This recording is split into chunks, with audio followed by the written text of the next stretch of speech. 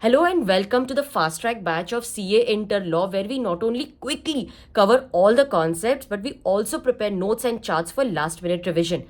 These charts are so effectively drafted that you can easily convert them into sentence form in the exam. Let's watch the demo session now. These are all latest recordings and we will cover the entire syllabus in just 50 hours.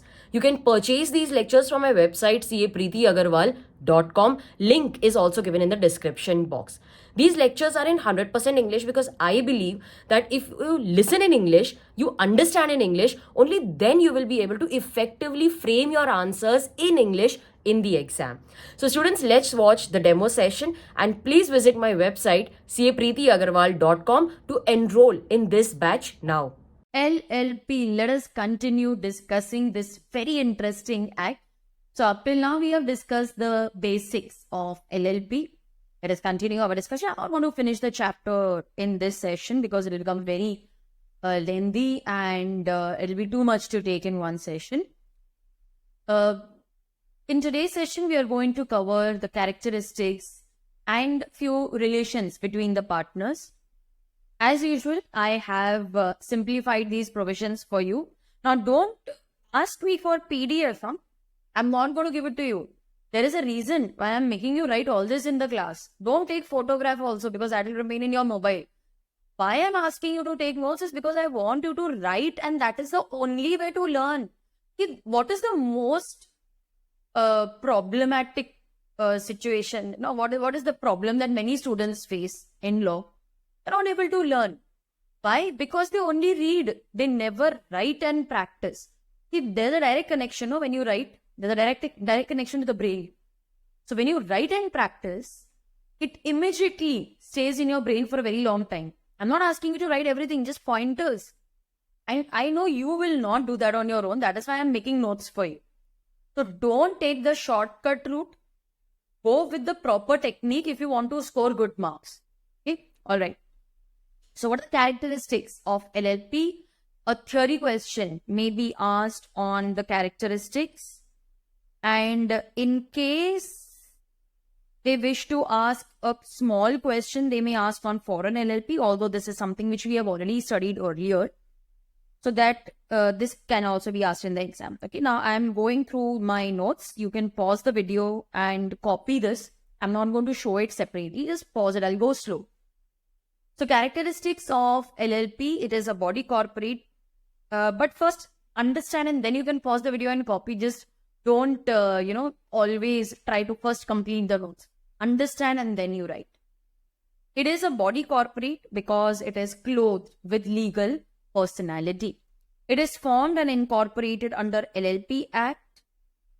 Section 3 of the LLP Act says that you need minimum 2 persons to incorporate LLP, and once it is properly incorporated, it becomes a body corporate, which is separate person in the eyes of law. Okay?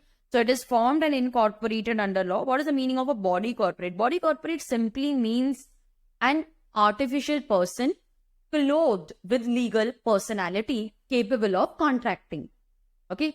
So company is a body corporate. Yes. Is clothed with legal personality. Doesn't take birth like a natural person. But it can perform all the acts just like any other person. It is a person, although it's not a natural person. It's an artificial person. It doesn't die a natural death. It doesn't even take birth like a natural person. It has to be formed by the process of law. Since it is formed by the process of law, it also comes to an end by the process of law. It continues to exist till it is wound up. This is nothing but perpetual succession. LLP is not affected by any change in the partner's death, insolvency, insanity, retirement. It does not affect the continuation of LLP. This is very similar to company because what is LLP? It is a combination of company form of business and the partnership form of business. So it has the features of both. So it is a body corporate. It is formed and incorporated under the LLP. I see students, you can easily convert this into sentence form. As per section 3, LLP is a legal person in the eyes of law.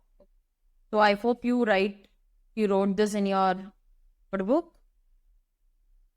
Second characteristic, You need at least two persons to form. Maximum, there is no limit. They enter into partnership agreement, which needs to be in writing. It's not like partnership, traditional partnership, which allows oral agreement also. This has to be in writing, and it must also be filed with the ROC at the time of incorporation. Because it has the characteristics of a company, there are certain compliances which you need to comply with, and this is one of them. Because there is a procedure, so you need to make the agreement in writing in order to avoid any disputes, and this must also be filed with ROC. There must be a business with the aim of earning profit, so any LLP incorporated for charitable purpose will not be covered under this act. It cannot be incorporated for charitable or non-economic purpose because there is sharing of profit in LLP. You can earn profit only when there is a business, when you are doing business with the aim of earning profit. And the business must be lawful. This is just an example which I have taken. Now, students, these are my notes for the regular batch. I don't make any difference I don't differentiate between my students. It is your choice to go for the fast track instead of the regular lectures because of time constraints. But for me, you are my student. The notes which I give to the regular batch, I would like to give you the same notes. I don't want to differentiate. So these are my notes for the regular batch. I discuss all this in the class. I write it. But here, because we don't have time, I've already, used those same notes. This is the example that we discussed in the regular batch. So sometimes students, after purchasing the regular batch, they go for the fast track. So I don't want, that they should learn something new. Everything should seem a continuation of what you have already studied.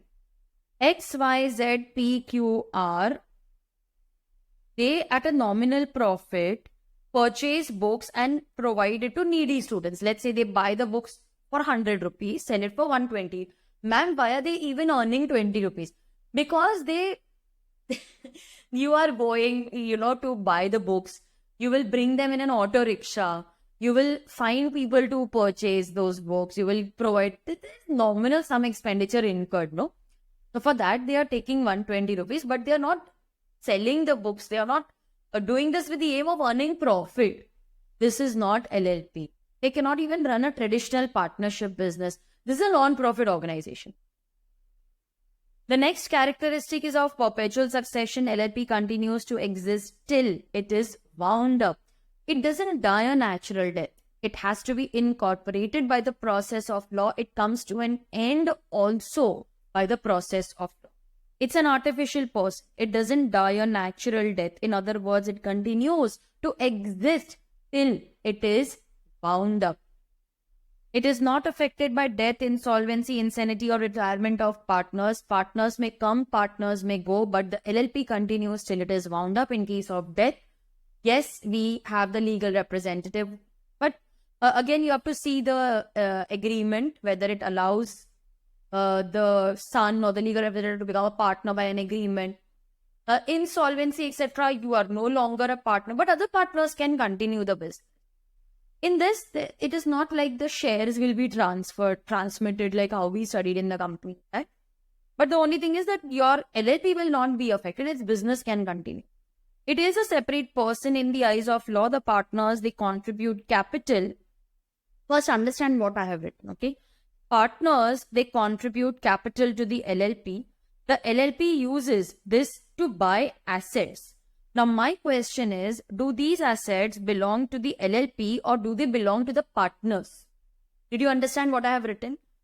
See, normally I write this in the regular lectures, but we don't have time, so I've already written that. I'm using the same notes.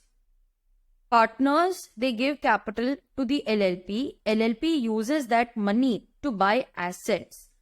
Who do these assets belong to? It belongs to the LLP. Yes, it belongs to the LLP, does not belong to partners. That is because the LLP is a person separate and distinct from the partners. The assets of the LLP belong to the LLP. Partners may have given that money to LLP. LLP has used partners' money to buy the asset. But once the money is given to LLP, that money belongs to the LLP, and the assets which are purchased using that money also belong to LLP. It is a body corporate having separate identity in the eyes of law. It is capable of contracting in its own name, just like a company. It can buy assets, it can incur liabilities. It can own property in its own name. It can hold property or assets. It can buy property. It can enter into contract. The assets belong to LLP, not partners. The liability is also that of LLP, not of partners. The creditors of LLP are creditors of LLP only, not partners. You cannot recover and make the partners personally liable. Their liability is limited to the amount of capital contribution. So creditors of LLP are creditors of LLP only, not of partners. LLP will be liable to pay money to the creditors. Assets of LLP will be used to pay money to the creditors. Write all this. Limited liability. The liability is limited to the amount of their agreed capital contribution. You can contribute in the form of tangible, intangible assets or both. So I can bring in cash, goods, car, machinery. I can bring anything which is tangible. I can bring patent, trademark, copyright, anything intangible, or I can bring both as my capital contribution in the LLP. I can also bring money. Okay.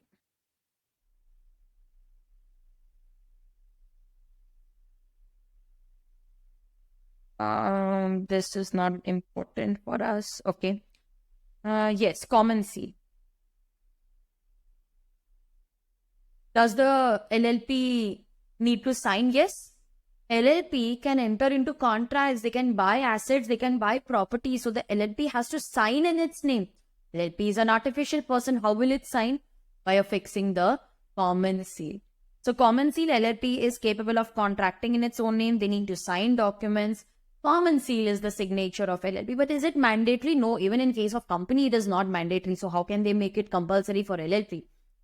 It is not mandatory, but in case the LLP decides to have a common seal, it's not compulsory. But if you say, no, I want a common seal, we're not stopping you. In case you have a common seal, there are two requirements. The seal will remain in custody of a reliable officer because seal is the signature of the company. If it falls into wrong hands, anybody can affix the company seal and forge the signature of the directors, the partners, and the instrument or the document will be binding on the company. So no, it has to be kept in the custody of reliable persons.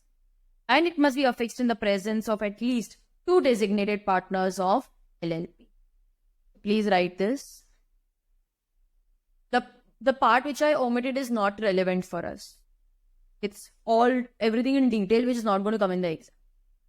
LLP agreement, we had discussed this earlier also. It must be in writing. It provides the mutual rights and duties of partners and LLP. Do you remember I had discussed that it provides the mutual rights between the partners, okay, XYZ themselves and XYZ plus the LLP. What if I don't have the partnership agreement? Then the first schedule will automatically apply.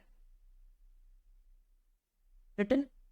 There's no mutual agency. In case of traditional partnership, there was mutual agency.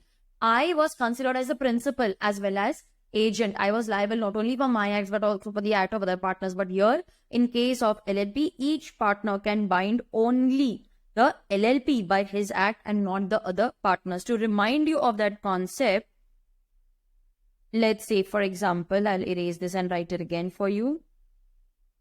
In case of traditional partnership, what was discussed? X, Y, Z, they are partners. X purchased goods worth rupees 10,000 from A. What if X fails to pay? Can A recover that money from Y and Z? Yes. As an agent, X can bind the other partners or can bind the firm by his acts. Once Z, he purchased or he took loan, let's say he took loan of rupees 1,000 from Q. What if Z fails? Can we hold X and Y liable? Yes. So here X is liable as a principal for act of the other partners. So as a principal, he is bound by the act of other partner. Okay. So as an agent, you can bind. As a principal, you are bound by the act of other partners. So this was in case of traditional partnership, wherein one partner was considered as principal as well as agent. But here, I am not liable for act of other partners. Other partners are also not liable for my acts. In fact, each partner can bind only the LLP. So who is liable for acts of the partner? LLP is liable. Other partners are not liable. So in case of a traditional partnership, each partner can bind the firm and the other partner. So a partner is principal as well as agent. As a principal, he is bound by the act of other partners. As an agent, he can bind the other partners.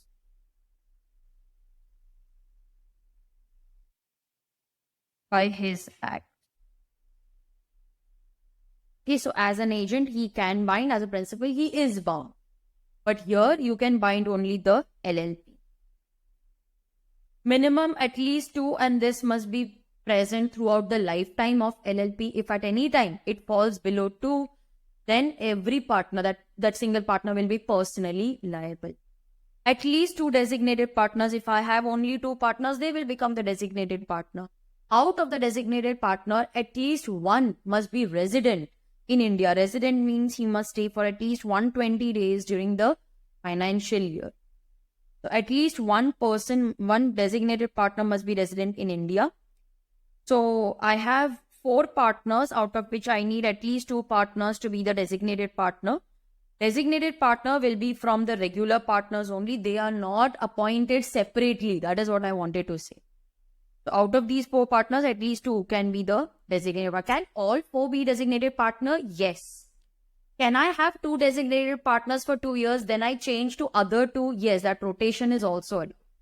Designated partner needs to obtain deepened designated partner identification number. Yes, do you remember? So students, that will be all for characteristics. So we have covered it's a body corporate. Let's highlight the keywords now. So it is a body corporate. It has legal separate personality. Any 2 persons, by carrying out a profitable business, they can form LLP. It will be only for a lawful business with the view to earning profit. Death, insolvency, insanity will not have any impact on the existence of LLP. It is a separate person in the eyes of law. Liability is limited to the amount of their capital contribution. This capital contribution may be either of tangible assets, intangible, or both. It is an artificial person because it doesn't take birth like a natural person. LLP is invisible, intangible, immortal. It can be dissolved by law only. Invisible because we cannot see the LLP. We can only see the building of the LLP. It is intangible. You cannot touch, feel it. It is immortal. It cannot die a natural death. Common seal, if it decides to have one, then it will be under the custody of a responsible official. It will be affixed in the presence of at least 2 designated partners. LLP agreement, yes, it defines the rights and obligations of the partners among themselves as well as partners and LLP. If there is no agreement, then the first schedule will apply. There is no mutual agency, minimum 2 partners, maximum there is no limit.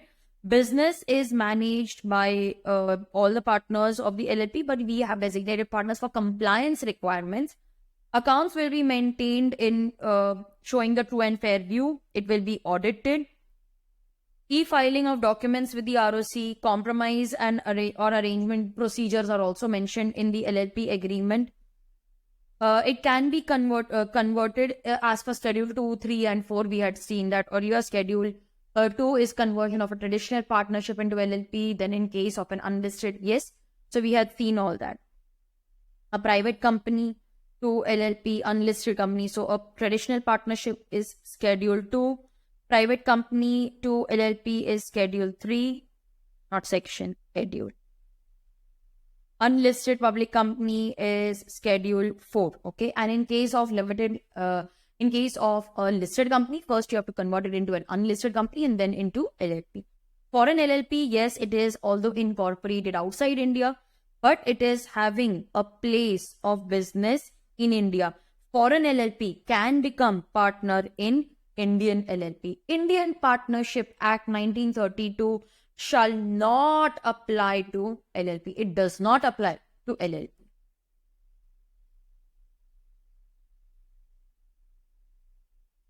This advantage is not important for us.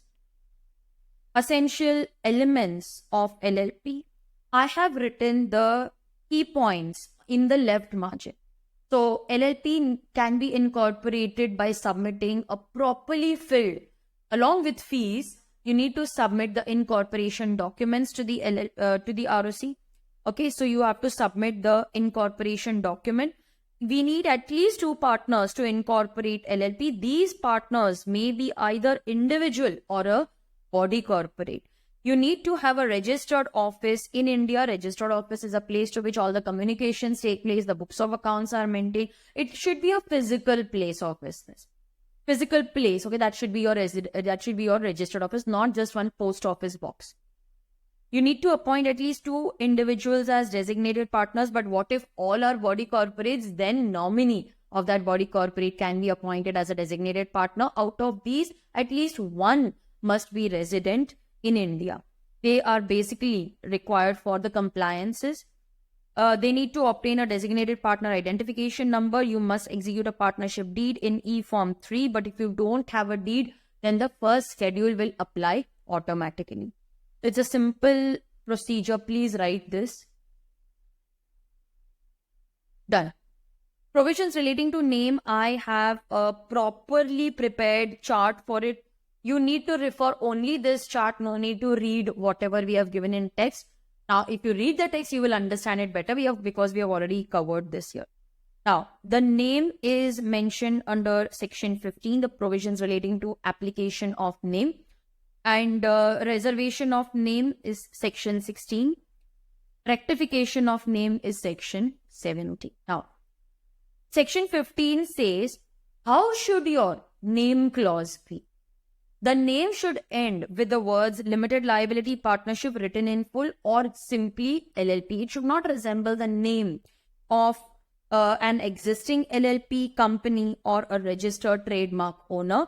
It should not be undesirable. Okay, so how should the name be? It should end with the words LLP, limited liability partnership.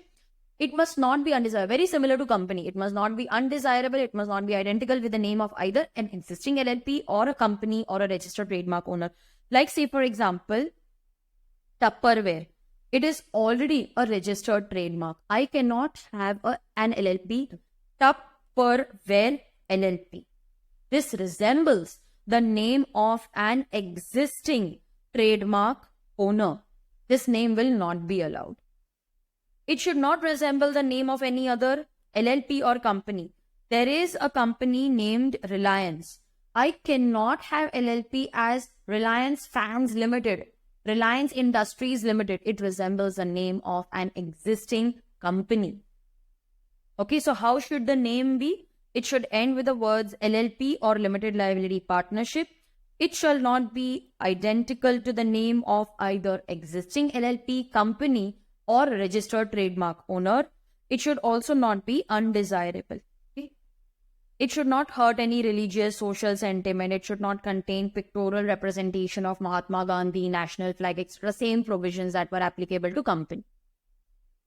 If I want to reserve the name, I need to make an application to the ROC because it has all the characteristics of a company. So the ROC is responsible for administration of the LLP. We need to make an application to the ROC for a new name, and the application will be made to ROC in case you want to go for change of name. You change the objects of the LLP, so you want to change the name.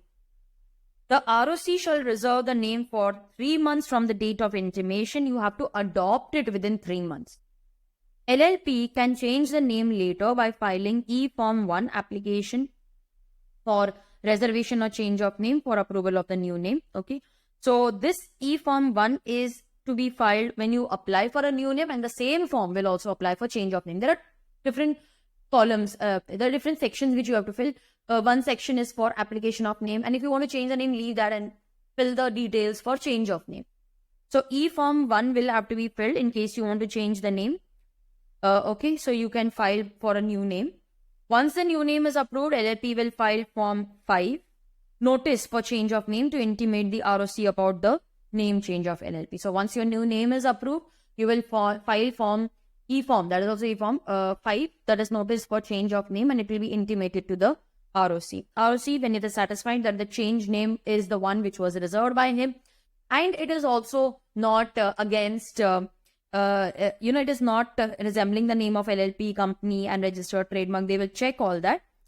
Once the name is, once he's satisfied, he will issue a fresh certificate of incorporation in the new name, and the name change will be effective from the date of such certificate. So once you receive the certificate from ROC, you can be assured that the name is.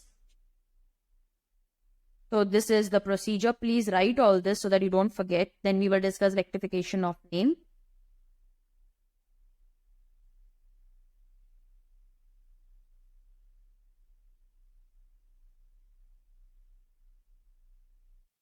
Just see if you have written.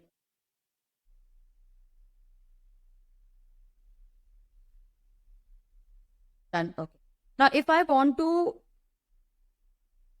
get the name change, now see, sometimes what happens is my LLP is now registered with a name which resembles the name of some existing LLP. See, this happened by mistake. It didn't happen intentionally. We didn't want to do this on purpose. By mistake, ROC registered me with a name which was already resembling the name of an existing LLP. I had applied for name change, and now the new name is resembling the name of an existing company. So the existing company or LLP, they will go to the new LLP which has changed that. Please change your name. Your name is resembling our name. No, I will not. This is given to me by ROC. So they went to the central government. The central government issued a direction to the LLP to change the name. Now, if the central government is giving us a direction, then we have to change the name. The LLP shall comply with these directions within 3 months of the direction. So, if the central government directs the LLP to change the name, then the LLP will have to change the name within 3 months of the direction. So, this is the procedure which we will follow for change of name. Within 15 days of name change, see, now you have changed the name because the central government asked you, but you did not inform the ROC that you have changed the name. Within 15 days from the change of name, the LLP will file with the ROC the necessary form plus the order of the central government asking for name change. So the LLP shall within 15 days of name change file the notice plus the order of the central government. Notice will be this. Notice for change of name. Okay, this notice over here. This is the notice. They will file the notice plus the order of central government with ROC. Once the ROC is satisfied, they will make the changes in the certificate of incorporation. They will change the name of the LLP, and within 30 days of the change of certificate, the LLP will also change the name in the LLP agreement. So within 30 days of change of name in the certificate, the LLP will then change the name in the LLP agreement. So, students, this was something which I prepared for you to simplify the sections. You can read the sections. You will realize everything is covered in this one note. So we have section 15, which says that the name should end with the words limited liability partnership or LLP. It should not be undesirable, identical, or resembling the name of either LLP, company, or registered trademark. The reserved name will be reserved for 3 months. You have to adopt it within 3 months. Rectification of name, the central government, if they feel it is undesirable or it is resembling, they have received some application from existing company that, LLP is using our same name. They will direct the LLP to change the name, and the LLP will comply within 3 months from receiving the direction. The LLP shall within 15 days give notice of the change to the ROC, who will then make changes in the certificate of incorporation. And when we receive that intimation that, certificate of incorporation has been changed, within 30 days of such change, the LLP will then change the name in the LLP agreement. If they fail to comply with the requirements of central government, the central government will give the name that it pleases. Okay, they can give any name. And immediately the ROC will make changes in the certificate and give you this name. So you are stuck with that name. But we will still allow you to voluntarily change your name by complying with the provisions of section 16. It's very similar to company. Next, we have the steps to incorporate LLP. Okay, so what are the steps? I have a note for that also. I have a note for everything, because I have simplified the entire chapter for you. When you write it in your own handwriting, students, it becomes very, very easy. So procedure to be followed for incorporation of LLP. First, you need to prepare the incorporation document because it's an artificial person. It has to be brought into existence by the operation of law. Two or more persons, by subscribing their name to the incorporation document, these persons may be either individual or body corporate, they can incorporate LLP. So we need minimum 2 persons. These persons can be either an individual or a body corporate. They will file the incorporation documents along with the fees with ROC. You also need to file a statement by either an advocate, chartered accountant, company secretary engaged in the formation of LLP plus one subscriber confirming the compliance with the act. See, everything is online. How will the ROC verify that the person who is named in the LLP has actually signed the LLP? Very similar to company. So we want either an advocate, company secretary or a chartered accountant to sign that all the procedures have been complied with, all the documents are appropriate. The persons who are named have actually signed. So they will confirm the compliance with the act, and on the basis of that compliance, we will then register the the LLP. The incorporation document will mention the name of LLP, the business, the address of the registered office, name and address of partners, name and address of designated partner, along with other information. Okay. So this is to simplify. 2 or more persons, they will subscribe their names. The incorporation document along with the fees will be filed with ROC. Also, along with this, we need to file a statement by advocate, chartered accountant or company secretary and one subscriber. They will sign it. Confirming the compliance with the act, the incorporation document will contain this. This can be asked as a short note. The contents of the incorporation document is important for short note. The person making a statement, if he knows that it is false and still he signs it, he knows that this document is not true. If you are found guilty, then you will be punishable with imprisonment, maximum 2 years, fine extending to 5 lakhs, minimum 10,000 extending to 5 lakhs. Okay. So please pause the video and write this.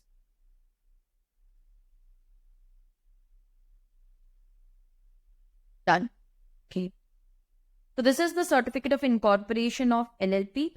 LLP identification number similar to your corporate identification number SIN. Yes. It is to certify that the LLP is incorporated, given under my hand at Manesar 12th of June 2019. This is the digital signature of the ROC of that jurisdiction, and this is the registered office as of the LLP. This is the seal of the registrar.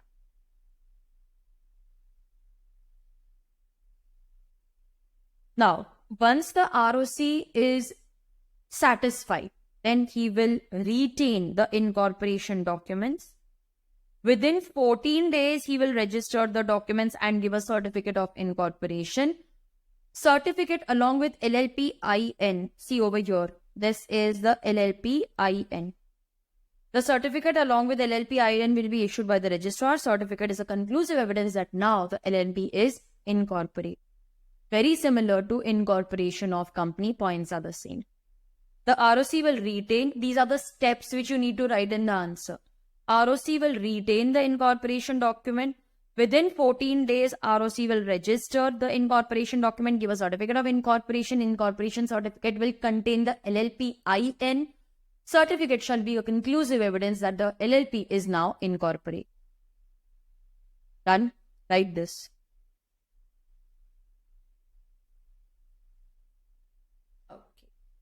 So we covered the name reservation, incorporation, LLP agreement contents, and we also covered this.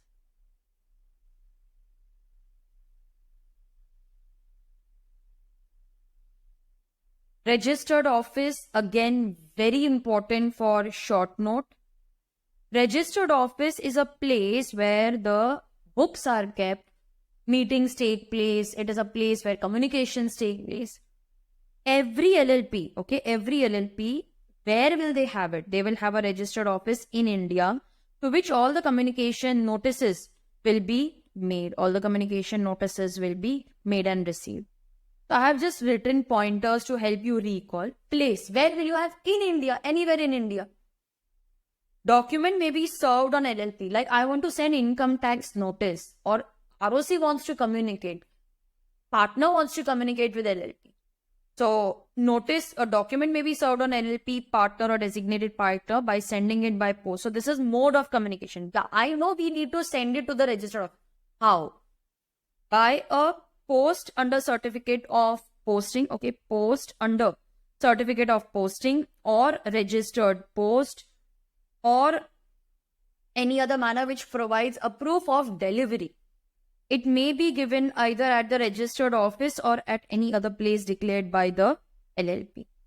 LLP will then file a notice with the registrar in case of change.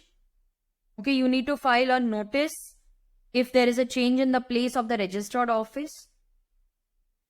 If there is any contravention means LLP doesn't have a registered office. LLP didn't give a notice to the ROC that we have changed the registered office.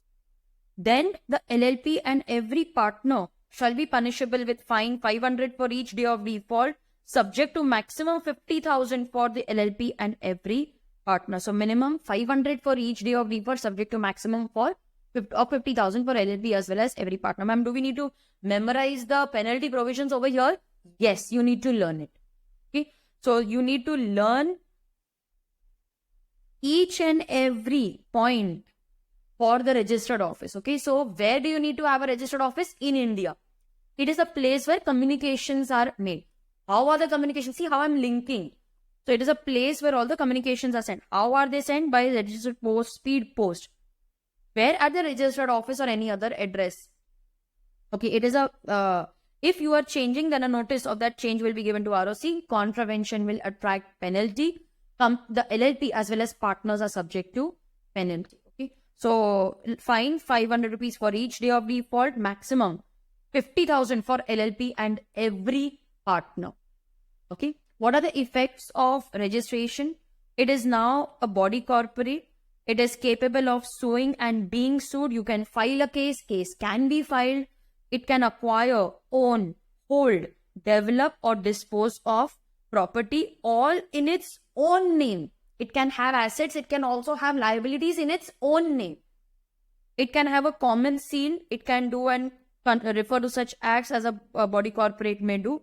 So it can do and suffer such other acts and things as bodies corporate may lawfully do. So it can perform all acts like any other legal person. Let's stop for the day. In my next session, I will cover partners and their relation. It's slightly lengthy topic, so we will break it into small parts. You can watch 2 videos if you want, but let's cover one topic at a time. Okay, so in my next session, quickly let us now discuss partners and their relation.